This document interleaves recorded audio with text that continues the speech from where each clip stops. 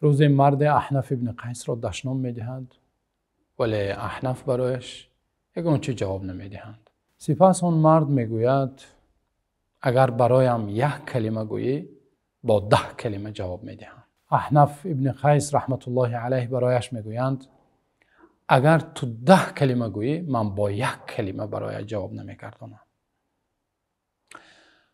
آیا احنف ابن قیس ناتوان یا ضعیف بود؟ نه.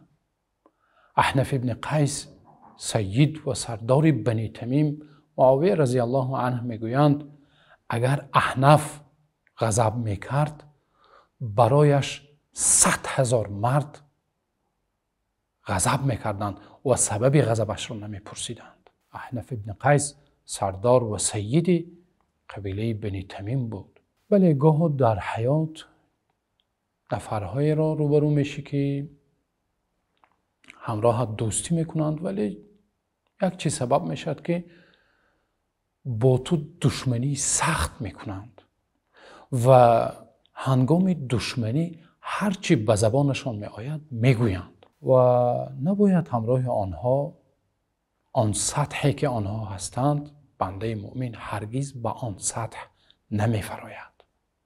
پیامبر صلی الله علیه و سلم در حدیث مبارک خود میفرمایند آیت المنافق 3.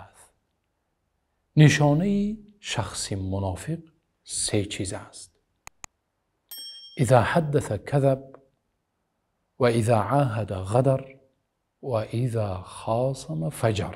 پیامبر صلی الله علیه و سلم در این حدیث صحیح میفرمایند نشانه شخص منافق 3 است. وقتی سخن میکند دروغ میگوید، وقتی عهد و پیمان میکند عهد و پیمانش را میشکند. و 3مین خصلت یا صفت شخص منافق این است که وقتی خصومت میکند از حد میگذرد، دشنام میدهد، شخصی فاجر میشود. هر آن بدیه که در درونش است در داخلش است بر او ظاهر میکند. اما بنده مؤمن چنانه که گفتیم الله سبحانه و تعالی ما و شما را یک راهنمایی زیبایی کرده است.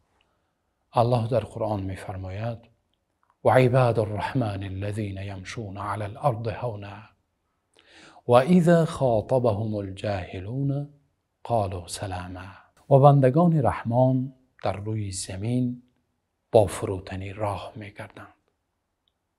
وقتی یک شخص جاهل، یک شخص نادان آنها را دشنام میدهد یا در حق آنها سخن قبیح میگوید قالوا سلاما.